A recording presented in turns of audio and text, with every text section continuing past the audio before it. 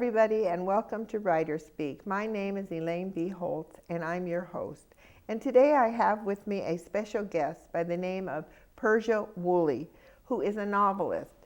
And you know, it's very, very interesting. What Persia is most famous for is her work on the Guinevere trilogy, which is part of the King Arthur tales. And it's really, really very interesting to go through her bio and to just see the background. I mean, it's just amazing what this wonderful, wonderful writer has experienced in her life. She also has a background in journalism as well as writing, and there is the Guinevere Tales is actually done in a series of 3 books, which we call the Guinevere trilogy. So without further ado, I would like to introduce Persia. Persia, welcome to WriterSpeak. Thank you very much, and thank you for inviting me to be here. You know, generally what we like to do is, I have a sheet of paper that long on all the wonderful things that you have done. But normally what we'd like to do on the show is let the novelists like yourself tell our watching audience anything that you care to tell us about yourself. Well, I was born during the Depression. I was raised without siblings and very little peer contact. So I stayed sane by telling myself stories at a very early age. I was slow in learning to read, partially because I was dyslexic, I think, and partially because I would rather spend my time making up my own stories than reading something out of a book. Well, that's interesting because you talk about in your writing, when I was reading the book, that you usually like to look deep into myths. What is it that you got so interested? I mean, with that part of your childhood where myths became very important to you? No, not at all. I think that my first real encounter outside of the usual high school sort of things, which did have some effect on me. I'm currently working on the Trojan War, and that came out of high school readings at that time. But I did not encounter the King Arthur stories until I was an adult. And in 1960, the musical Camelot caught my attention, all the beautiful music and the wit of the lyrics. I began to be interested in the story. And I went right to The Once and Future King, which is the book that the musical was based on. And from there, I began reading other realistic tellings of the King Arthur stories. For centuries, they have been loaded down with fantasy and magic swords and wizards, and recently whoofing away of islands by the back of the hand, you know, just full of the fantasy romance genre kind of thing. And I began to be very interested in who were the people behind this? Where did they come from? What was their culture? What started the myth? Well, you know, it's so interesting to me, particularly about the first book, which is the book that I actually had a chance to read some of, is that normally with the King Arthur stories, it's usually from the male perspective. Merlin, you know, everything is brought forward that way. But you've chosen to give Guinevere more of a voice. How did you come to that decision, and why did you believe that was important? Back in 1980, I was looking for my first novel to write. My marriage was over, the children were grown. I had had quite a successful career in journalism, but I wanted to move into writing novels. And I still feel that there's no point in beginning a project and in writing a book unless you have something new to say or a new perspective. Oh. And all of a sudden it dawned on me, nobody had told these very male-oriented stories from Guinevere's point of view. She is very much a two-dimensional character for centuries. She was the fine queen, but very aloof and haughty, and that she ran off with, or certainly fell in love with, and maybe had an affair with Arthur's best friend and Lieutenant Lancelot. So they are one of the great triangles of mythic lore and so forth. And I thought, what's a lady like you, what is it that is what drove you into this relationship? What drove you through the legend?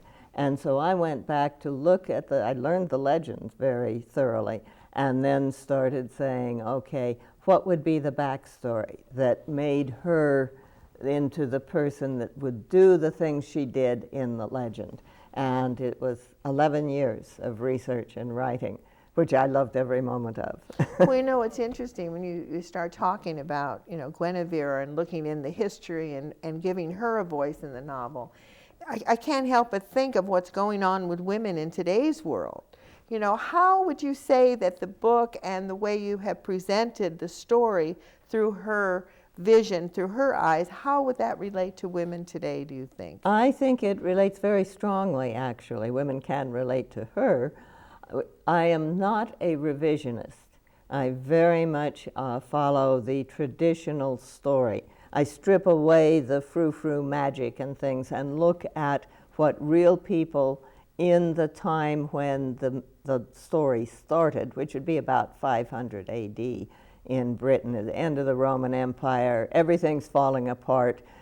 Here's this young king and his prospective bride who have to try and bring a country back together again. That's not, when you look at how many lives have been so badly impacted in the last decade, for instance, I'm sure there are a lot of women who feel that really daunted by the thing of how do I reconstruct some form of living that comes anywhere near, you know, what are the important elements of what I want to construct with it. And of course that's what Guinevere is involved in. She's a northern Celtic girl, and she doesn't see any reason at all why she should have to learn to speak Latin, wear dresses, and go south to marry that king. She's a feisty Celt, and but he has just put down a rebellion in the north, and every anthropologist will tell you the conqueror marries a woman from the tribes that he has conquered. So she's the one who's chosen, and off she goes. And of course, it turns out to be one of the great love stories and success stories. Well, it sounds like you brought a little bit more depth to the story, from her perspective, because usually women are so much in the background, and the men are at that time are so much more forward. I mean, and also the fact that you're bringing forward that she was feisty, that she was kind of making her own rules. You know, as I sit here and I listen to you, I'm thinking, boy, this is a good example for today's world, that women need to speak out, and they need to do, you know, they need to not be so afraid. And it looks like that's what Guinevere was doing all through your writing. As I got further into the myth and the legend, I realized that so many of the aspects of her life in legendary form related to things that modern women could relate to also. She never had a child. Infertility was undoubtedly on her part, since if she did, certainly she and Arthur were together as man and wife, and if she did have an affair with Lancelot, she never got pregnant by him. There was also rape. She survived rape, and she was a stepmother. Well, those are three things which modern women deal with, and which I felt had been ignored in telling the story of Camelot in the past, because they so much focused on the men. Now, it's become more popular nowadays to tell the stories from a woman's point of view. But when I first started working on these was 1980. So it was, at that time, quite a revolutionary idea. Well, I can see as you're talking, and from what I read, that it's a very timely book, that women, all people can just read it and not only get some historical background with some of the myths, and not only get the story, but also can relate to today's world, which is very interesting, you know. But one of the things I want to go back on, you know, part of WriterSpeak is to not only introduce the novelist or the writer to our audience, but also to encourage other people to write. And one of the things, when I asked you for the questions, you came back and you said, when I asked you, what do you like about writing? You said you like every part about it. And one of the things that you mentioned is that you love research. Tell us a little bit about how did you go about researching this? I mean, 3 books. I mean, that's a lot of writing, and I know it took you 11 years. What was your methodology for research? Well, the first 4 years were spent doing primarily the reading research originally at the beginning, where I was reading about the history of the time. I was reading about the cultures. Now, I dealt with the Celtic culture, the Romano-Briton culture, because Rome was no longer a major power, but this was a major culture in Britain for the last 400 years, and the Anglo-Saxon, the incoming culture. Wow. Consequently, I had to do a lot of research, anthropological research, archaeological research. I had a library at the end that had over 3,000 titles. Now, I also got to go off to England, 4 different trips that I made, one of them for 6 full months, which was just not 6 months, 6 weeks, which was just a delight. From then on, it was more like 2-week trips at a time. I stayed in hostels. I spent a lot of energy and money buying books there because this was pre-internet. So if I needed to find out what was blooming around Glastonbury in the spring, I either had to know somebody I could write to in the Glastonbury Garden Society, or I had to pick up books while I was there. Lots of times little local pamphlets. All those books, titles were not big books. Many of them were Tits in the Northern Coniferous Forest, for instance, because my Guinevere and Arthur, as was common in those days, were on the road a lot. They did not settle down in one place, which they happened to call Camelot, until they were fully established. And so it was a question of going around to all the different locations where other warlords that he was trying to tame and get to come into the round table to be part of this whole idea. And it meant that I got to travel all over Britain too, which was a decided plus. That was 4 years of that. Then I went into the writing. And when I start writing, particularly first draft, I write and I move all the way through. You know, that's a strong point for future writers that they need to understand. One of the hardest things, I myself am a writer, and one of the hardest things I had to realize was I can't write at the first draft. Sometimes it takes 10 or 20 drafts before I can finally get to the actual essence of the story. So one of the things that you wrote is that you were rewriting and polishing and rewriting and polishing. How did that affect you? I mean, did it start changing the story the more information you got? Or? No, not at all. There would be times when I would have to take out whole sections because I realized that they really weren't supporting the story. But I'm a firm believer in you begin to tell your tale and you go right straight through, all the way to the end, warts and all. Every night you stop and you read what you have written during the day and you make little corrections. And the next morning you put it into I put it into the computer to sort of prime the pump for going on and writing the next day's work. And I think it is very important to get the story fully out there. Then you go back and you do your rewriting. Then when you know what you have, then you go back and start taking things out. Now, in my case, I use a system called carding to organize what point you bring in which story. And that was immensely helpful for me. But that's very technical, and I don't think we need to get into that No, but here. I hear what you're saying, that you're recommending to future writers that they just sit down, write the story, just go through it. Absolutely. Write it from beginning and to end, and don't worry about whether it's perfect, whether it's right, and then go back and make your corrections. Yes. I'm curious about one other thing. If you had to write the stories today, it sounds like it'd be a little bit easier for you with the computer doing research. Yes, doing research it is, and in my case, since I was originally wrote those almost 30 years ago, it's harder for me to travel and do on-site, on-location research. I tried to talk my daughter into going with me to Troy, and I have a friend who lives in, or was at that time in Turkey, and he said, "Oh, I'll meet you there."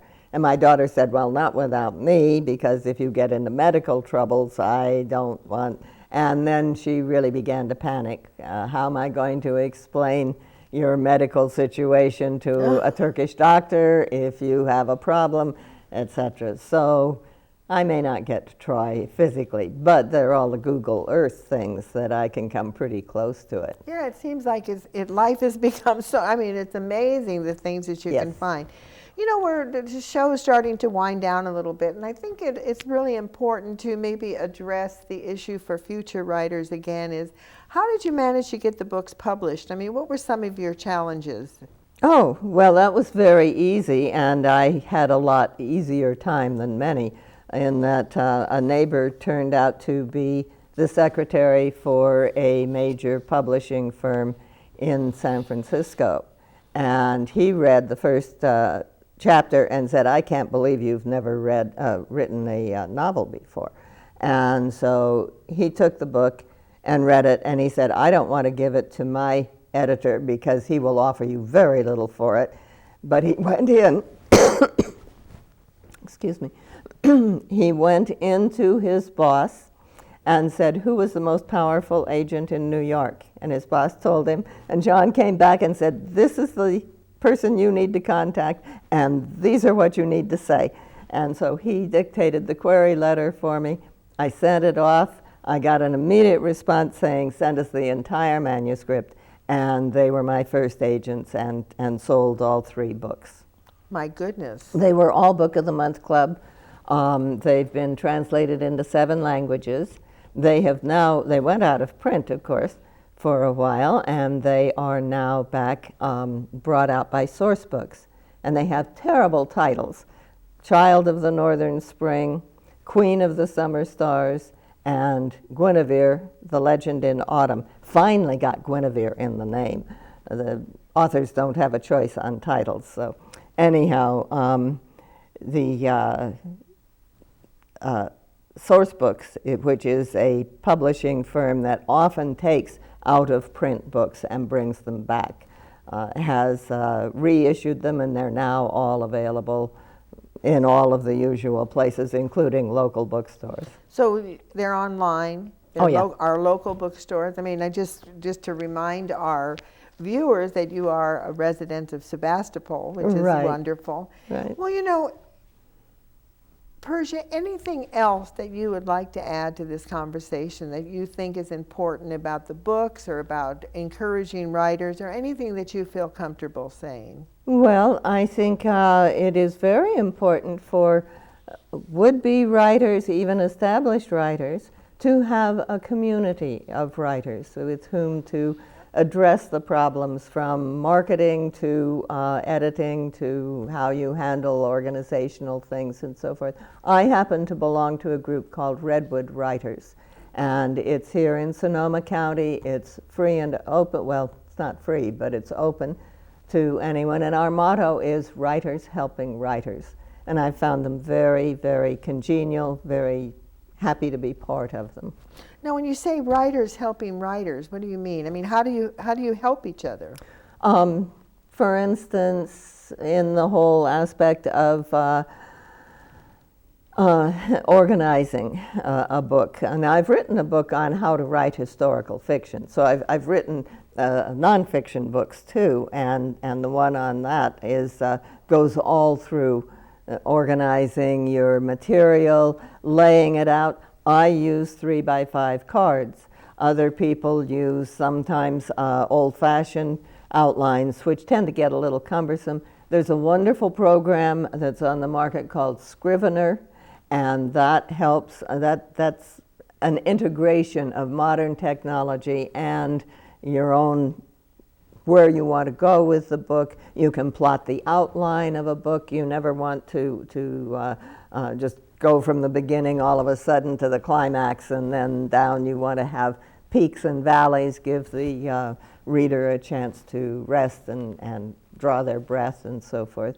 So it's that kind of thing. When questions come up about how do I do this, then whoever's asking the question has professionals to turn to for answers on it. It's also a way to become part of a support group, a small support group. 5, 6 people, 7 people who meet sometimes weekly, sometimes monthly, most often every 2 weeks, and they go over each other's material, they offer suggestions.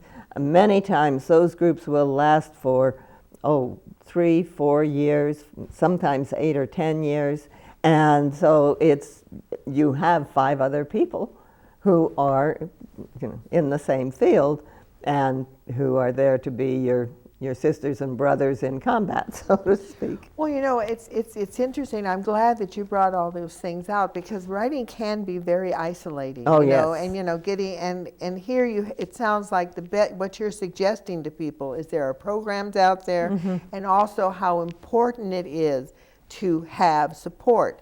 Well, let's talk about the last thing about your little your project right now. Troy? Yes. What inspired you to write that? Well, back in high school, as I said, I didn't have any siblings, and my English teacher, who was teaching about the songs of Homer and so forth, talked about the fact that Helen and Clytemnestra were twin sisters. And I thought, what did those women talk about when they were young? Growing up together, what was that like? Because Helen, you always hear, Helen of Troy, the great beauty, the prom queen, the rah-rah, etc.